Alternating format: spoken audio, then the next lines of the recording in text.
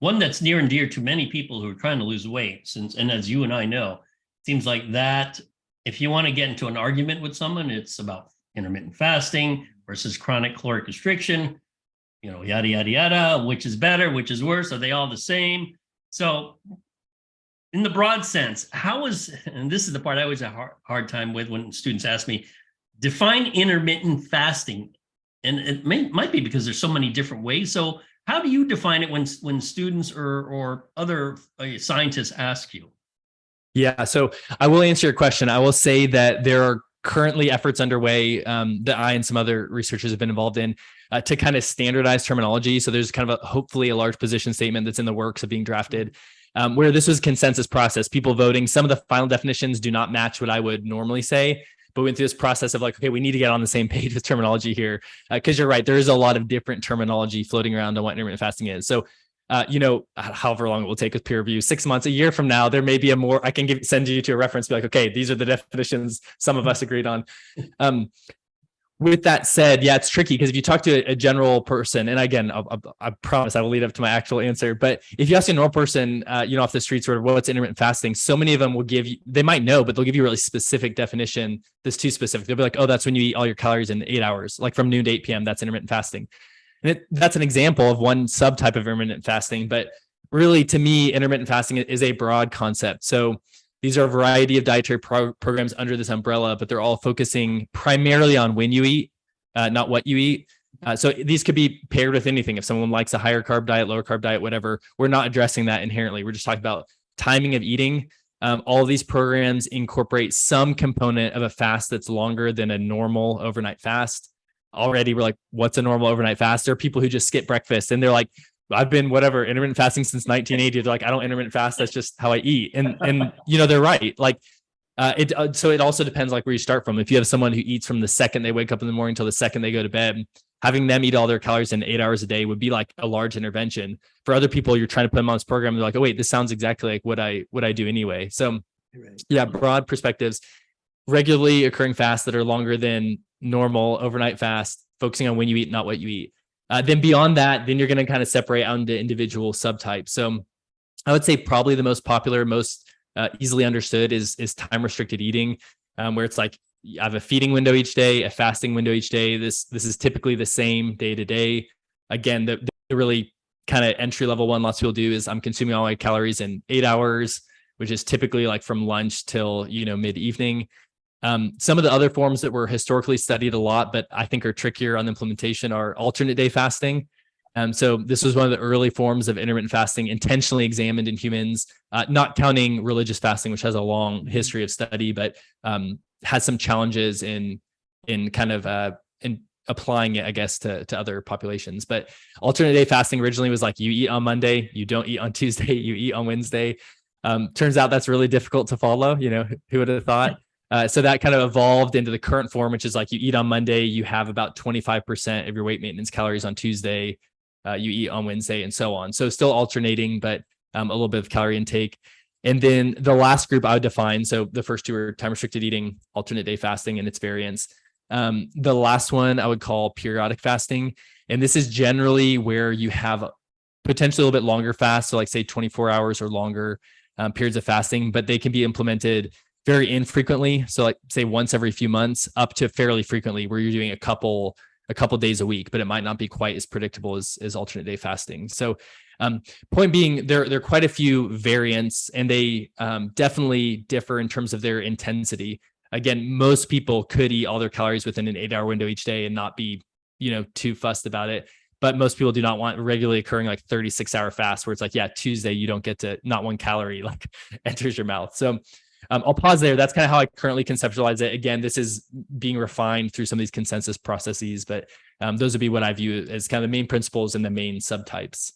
Well, I'm even more confused, Tony. What do you think? Oh, really? You know what? The arbitrary nature of these approaches are probably consistent with what happened from an evolutionary biology perspective. I mean, you went a couple of days without, depending upon obviously terrain, geography, where you were, but no, we got 3 different categories, man. I thank you for that. So, okay, name the 3, which Tony. I didn't know before. So So when people ask what intermittent fasting is, do I have to give a 10-minute answer? Is that what you're saying? No. Okay. Here's my 1 sentence answer. If someone asks you and you want just like to end the conversation, you're like, I don't really want to talk to you, but I'm going to give you an answer. Be like, okay, it's any program that's both focusing on when you eat, not what you eat, and where on a regular basis you're fasting longer than just a normal overnight fast. Okay, cool. No, okay. There's the short answer. What and longer than overnight fast. Perfect. Yeah. Right. So the longer than overnight fast is impacted by how long you sleep. So people who sleep 6 hours versus, when I was in college, I could literally sleep for 10 to 12 hours easily. So in a sense, I was fasting without really wanting to fast. It just so happened I was sleeping a lot. So you still have to operationally define that part. There has to be a number to it, I would think, right? Yeah, there are, and people have debated this. Again, time-restricted eating is the easiest example. When we've done this in research, if we have a group we're comparing the time-restricted eating group to, the control group, we require them, for example, to eat breakfast because we don't want the people who are already eating in an 8-hour window. We want there to be a difference between groups we're comparing. So in those cases, we'll specify like the eating window, say noon to 8 p.m. to make it easy. In the fasting group, and the other groups specify you need to eat breakfast. Like you need to start that feeding window immediately and then eat regularly throughout the duration of the day. And when we've done that, it comes out to be about 13 hours a day of feeding or eating compared to about 7.5 or 8 hours.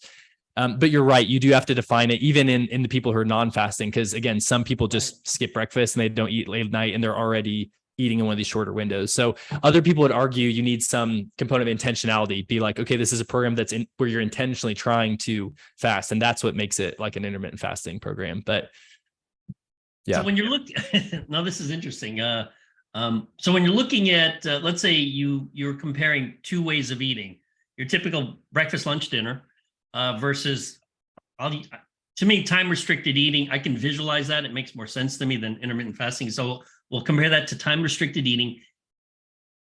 Calorie intake is the same.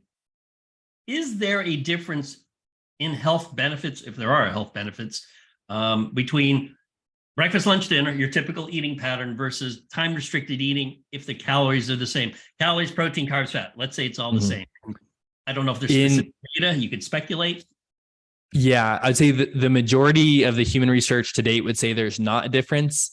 There are a couple minor exceptions, and those would be in particular with early time-restricted eating. Early time-restricted eating would not be the normal, like I'm eating noon to 8 p.m. It'd be you're waking up, you're eating breakfast, and you're eating till mid-afternoon, and then from mid-afternoon on, you're not eating. So your face already shows me that you kind of feel how I do about this. This is interesting. There have been some cases where calorie matched, they've seen health benefits, even ensuring that weight is maintained identically between conditions or groups, depending on the study, how they set it up, where they've seen some benefits, and they think it's related to chrononutrition, timing more of your food intake earlier in the day where your body is potentially better equipped to receive and process it based on its natural biological rhythms. My biggest gripe with that is I don't know many people who'd be fine stopping eating at 3 p.m. and not eating. I could not eat until 3 p.m. if I needed to, but the evening for a lot of people, depending on your schedule, might be when you have the most food availability, social eating opportunities, access to food, all these things. So I don't think it scales great to the general population where we're going to see dietary guidelines for Americans come out and say like, try to consume all your calories in a day before 3 p.m. and then stop because of these blood glucose benefits we saw in pre-diabetic men or something like that. So most of the research, no difference. There are some exceptions, but I question how broadly they would apply to the general population. Just anecdotally, I did that for about a year, Grant, when I lived in Texas, and I stopped eating every day at 4 o'clock. And my last meal was usually like a can of tuna and a couple of pieces of fruit. And I will tell you this, boy, do you look forward to getting up, man. Yeah. Okay. You have no problem getting out of bed in the morning because you are hungry. But I will say this, it's just anecdotal. I get it. I was probably about 31 years of age. And I know I was into singles. I've never been that cut in my life. Just anecdotal, but it is a very challenging process. And in American society, particularly with a full day's work, social events, and whatever it is, it's borderline impossible. Yeah. But it's challenging. Like I said, if you have a problem getting out of bed, everyone, just stop eating at 4 p.m. every day, and you'll be ready to get out of bed and eat for sure. That's the caveman technique, Tony. Yeah. So Grant, let's say same thing, but now you're hypocaloric. You're restricting calories. Chronic caloric restriction versus time-restricted feeding or intermittent fasting, however you define it. What are there differences in body composition changes, any of the health parameters that are measured, et cetera? I would give the same answer that the majority of human research that's been well controlled has not shown a difference. And this is tricky. Like there's a study I collaborated on with a good friend and collaborator, Antonio Paoli from Italy. And there was a study where it was set up like dietitian interviews, everything for the two groups to be calorie matched. And we did see a weight and fat loss benefit in the fasting group. And it'd be very easy to be like, look at these, incredible results. And it gained, the study gained a lot of traction. It was in highly resistant strained males. And it's great, but we have to give that disclaimer that they were free living, even though they were meeting with the dietitian, we were prescribing their macro intake, their calorie intake, all this. We can't know for certain if it was truly just the eating pattern. To do that, we would need people like inpatient, weighing everything, providing everything. This study would be enormously expensive. I don't think it could get funded in just like active, healthy, exercising individuals. So there'd be small amounts of support for it. But again, I'm also so skeptical of any methods of dietary assessment, particularly anyone that's relying at all on self-report. Even if they have food scales, they have anything, we always give heavy disclaimers when we use any of those methods, just because people are free living and we can't know for certain mechanistically that the only thing that was different between their diets was the program. So from the behavioral perspective, and this is kind of going beyond what you asked, but I think there is some merit to these programs. There have been studies where it's completely ad lib, so unrestricted, and they take people from normal eating windows and reduce that, especially if they reduce it down to like 4 to 6 hours. That does, of course, cause energy restriction overall, even when they're not counting calories in general, like day to day, they're not monitoring that. When they do assess what they're eating, there is often that energy deficit. So I think there is application in terms of people who might not want to, who say maybe struggle with maintaining weight or losing weight. If they want something simple where they'd rather have the rules, you eat from this time on the clock to this time on the clock, but they don't have to whip out MyFitnessPal and track everything. I think there's some application there. But again, to get back to your question, I've not seen definitive, convincing human evidence where there are unique body weight, body composition, or even health marker benefits per se. I was a big fan, and Tony, you were as well, when Georges St. Pierre was a mixed martial arts fighter. I still think he was the greatest welterweight MMA fighter of all time. It's funny, he posts on Instagram, he actually talks a lot about how he trains now. He seems leaner now than when he was a fighter. And he always he goes through these fasts, like all day fast. I think even sometimes a 2-day fast, I'd have to check, talking about how it improves his health, gut microbiome, blah, blah, blah, blah, blah. And I'm thinking, okay, not purposely eating for a day or two, and then you resume normal eating on day 3 or 4. Does that really do anything, Grant? Yeah, so that's a really good question. And I'm glad you asked that. So let me step back. I won't talk in detail on rodent research, but let me step back from the human research. There are lots of rodent studies. Everything I just said, my conclusions were based on human research. There are lots of rodent studies showing what appear to be pretty convincing health benefits, say even under calorie match conditions related to periods of fasting, in ones that might look like programs humans would do, be like 16 hours of fasting or 24 hours of fasting.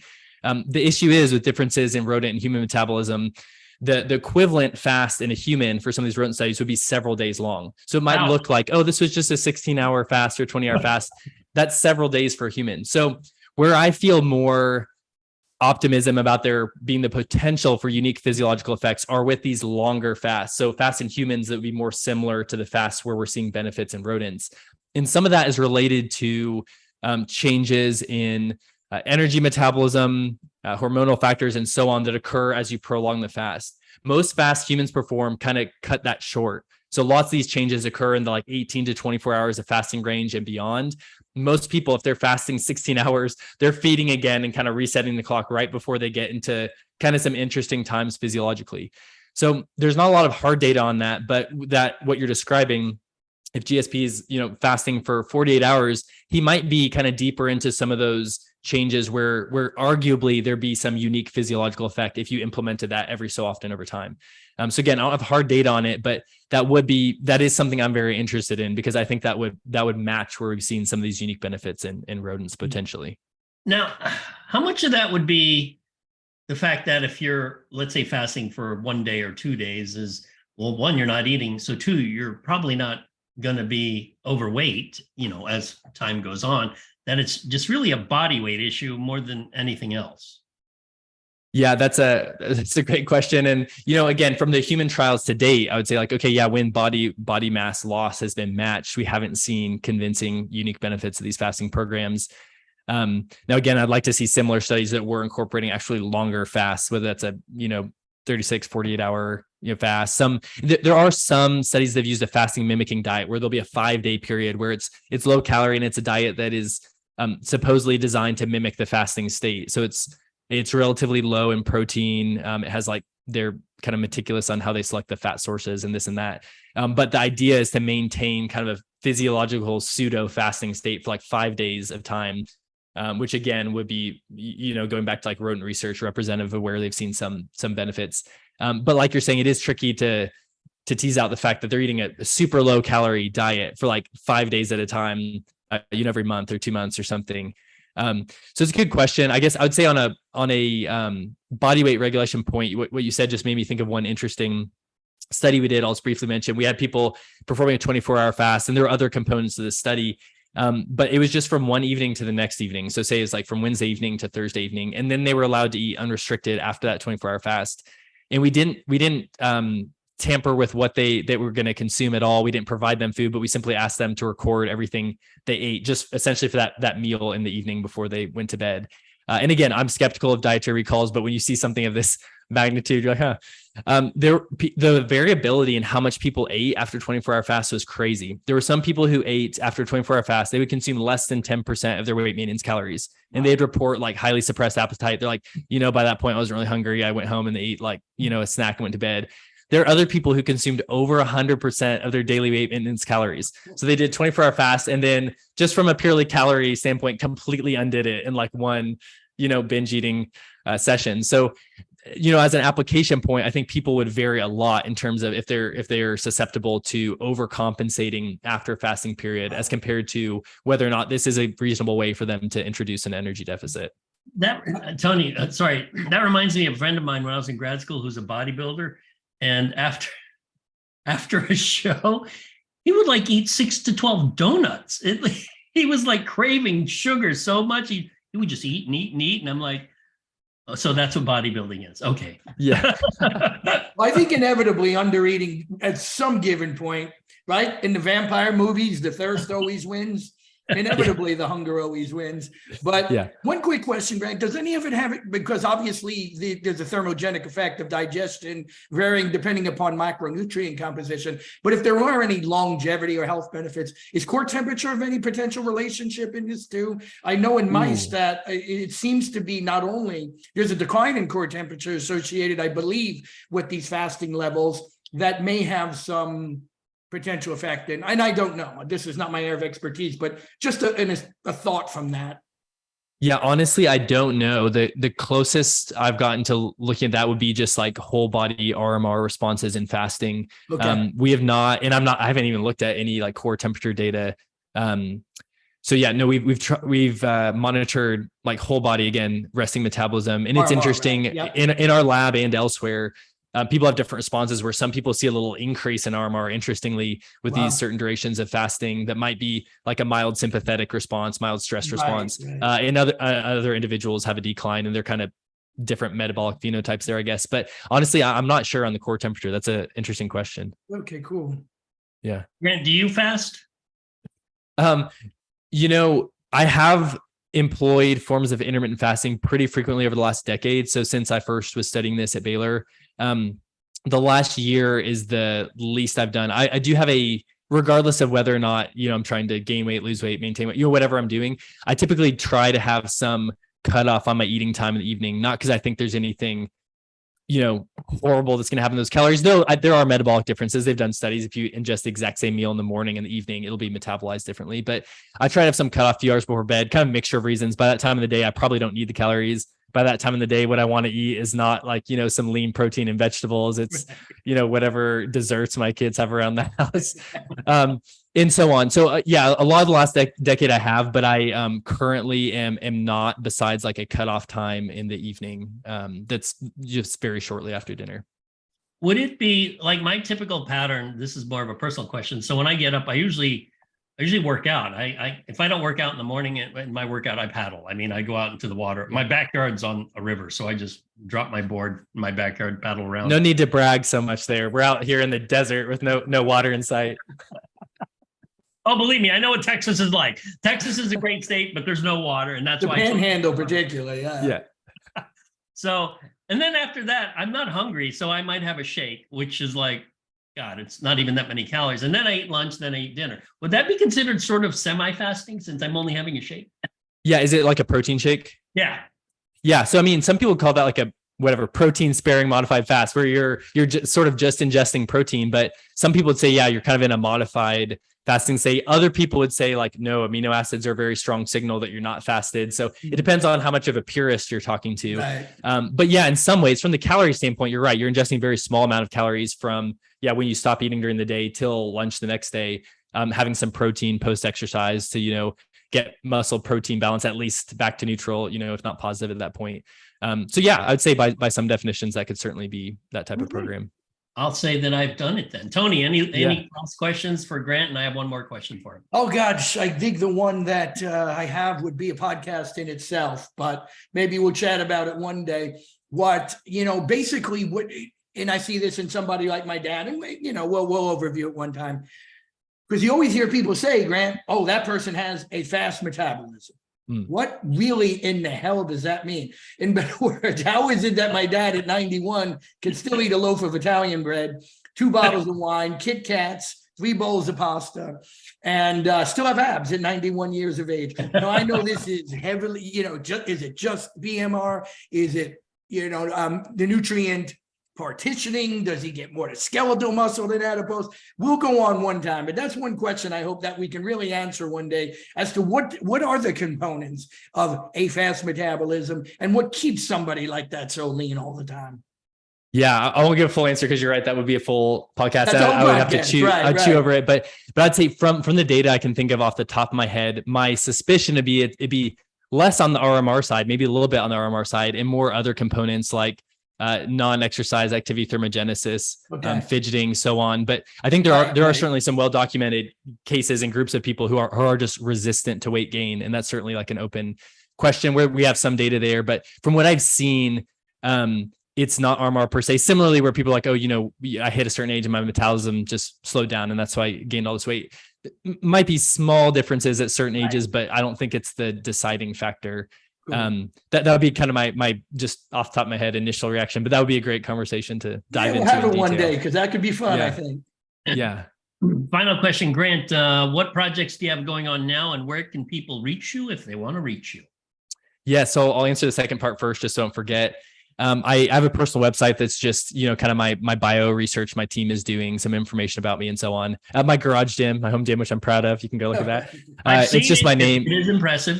Thank you. It's toasty right now. It gets toasty in there here in the summer, but so that website's just granttinsley.com, just my name. I'll typically share updates about our research we're doing and things I'm involved in on Instagram.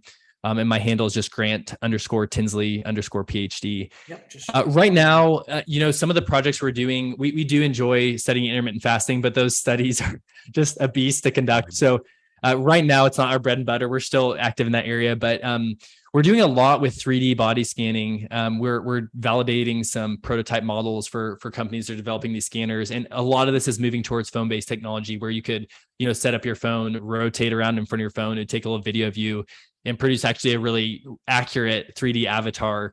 So we're helping collect data on that to validate in humans and also with kind of body composition prediction algorithms, as well as other applications, tracking circumferences and so on. I think there's a lot of good application there that takes out some human error.